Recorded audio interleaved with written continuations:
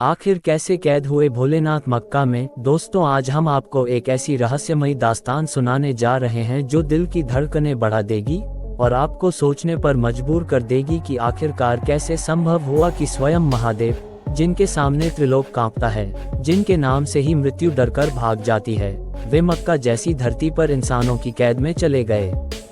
कहानी शुरू होती है उस समय से जब भोलेनाथ ने साधु का वेश धारण किया और संसार भ्रमण के लिए निकले। वे साधारण वस्त्रों में, हाथ में त्रिशूल छिपाए और शरीर पर बस भस्म लगाए, एक फकीर की तरह मक्का पहुंचे। उस पवित्र धरती पर उनके कदम पड़ते ही अजीब सी हलचल मच गई।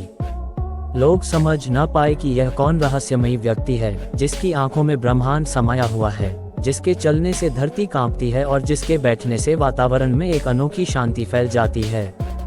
शुरुआत में लोगों ने उन्हें एक साधारण फकीर समझा, लेकिन जब उनके चरण चिन्ह चमत्कारी ढंग से चमकने लगे और उनके इर्द गिर्द अलौकिक तेज का घेरा बन गया तो वहां के कुछ लोग घबरा उठे।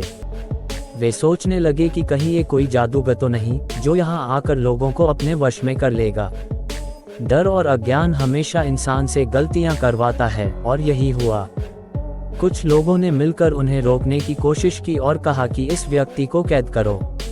अब सोचो जरा, जिस भगवान की जटाओं से गंगा निकलती है, जिसके गले में सर्प लिपटा है, जिसे त्रिलोक की कोई ताकत बांध नहीं सकती, उसे इंसानों ने कैद करने की जुर्रत की।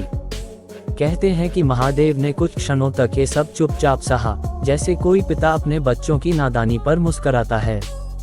उन्हें कैदखाने में डाल दिया गया, दरवाजों पर ताले जड़ दिए गए और चारों ओर पहरेदार बैठा दिए गए।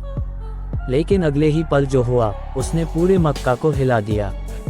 सलाखें अपने आप पिघलने लगी, ताले टूटकर जमीन पर गिर गए और दीवारें ऐसे बिखर गईं जैसे किसी ने हल्की सी हवा में उन्हें धक्का दे दिया हो।